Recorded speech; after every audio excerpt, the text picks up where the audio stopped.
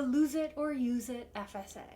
But what should you use it on that actually makes sense and isn't just you spending money that you wouldn't have otherwise spent? There's the obvious medically things like prescriptions and doctor's appointment copays that I'm sure you know about that come around when they come around, but these things really aren't on demand when you want to spend down your FSA at the end of the year, the end of your grace period if you have one, or whenever you're leaving your job. Just so you know, whether or not you're switching jobs, you're able to spend your whole year's FSA election amount at the beginning of the year.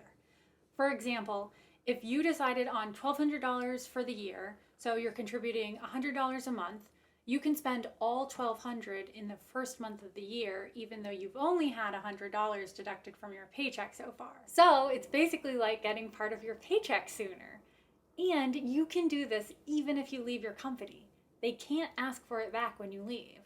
On the flip side, if you have any unspent FSA money left when you leave, you do lose it, even the part you've already contributed from your paycheck. Something to keep in mind. Here are some mostly non-perishable items that you can buy that don't need a doctor's note. Not everything will apply to everyone, but hopefully one of these will give you an idea of a good way to use your FSA. Sunscreen! And the requirements are just that it's SPF 15 or higher and broad spectrum. So don't just think body sunscreen for the beach. This smells excellent and not like sunscreen at all. I try to wear sunscreen daily, actually. This is what I wore today. Because sun protection is important, as we all know. I actually do wear sunscreen lip balm daily, and all of those have gotten reimbursed too. And I love trying them out, obviously. More makeup-y products are also eligible as long as they meet the SPF 15 and broad spectrum requirements. Don't go too crazy though, because anything with sunscreen does eventually expire. Orthotics, or insoles, make walking so much more comfortable for me. I have them in almost all of my shoes, including some heeled boots, which I put these half ones in. I use them for arch support, but you can also get insoles that are more just for cushioning, and swapping out your old ones can really refresh an old pair of shoes. Epsom salts. I started using an Epsom salts bath to soak my feet to address some toenail pain I was having, and it actually really helped. So I went through a ton of Epsom salt and was super glad to find that it was covered by my FSA. They're also used for just general muscle tiredness or soreness, swelling, and a lot of other things that you can Google. Don't know if I believe them all though. Face a hot cold pack. I know. This is a face hot cold pack that I use for TMJ pain. I use it for heat treatment before bed to relax my jaw muscles, and I like it because you can just pop the gel packs in the microwave or the freezer, put it on, then do something else. And it is very relaxing. But you can get any shape of hot cold pack designed for whatever body part you might need. Prescription sunglasses. Depending on your insurance, it may even be reasonable to get multiple pairs in the same year, like I did.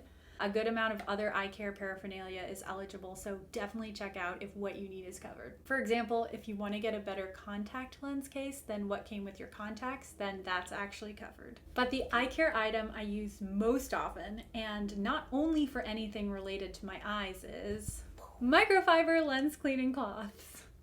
They're reusable and often marketed to clean glasses and sunglasses, but they can be used for all of your screens. Because they're designed to be super gentle for your glasses and not scratch anything, they're perfect for your computer and your phone and whatever other screens you have. I pretty much am always carrying one of these since I learned that it actually helps to wipe the lens on your phone that you carry around all the time and throw wherever. So in my experience, all of these are reimbursable from an FSA, but of course double check with your FSA provider if you want to be sure. I generally use FSAfeds.com and FSAstore.com, which have searchable lists of what qualifies. And if I'm gonna buy it anyway, and I think it might be eligible based on looking at those sites for 10 seconds, then I just submit it to my provider to see what happens. The worst that they can do is reject it, and then you're exactly where you started from. Both FSA providers I've happened to have through work have actually had easy claim submission processes online that I could do in like 2 minutes. Just save your receipts and have the stores email them to you when you can. And wherever you buy from, don't forget to use the shopping portal.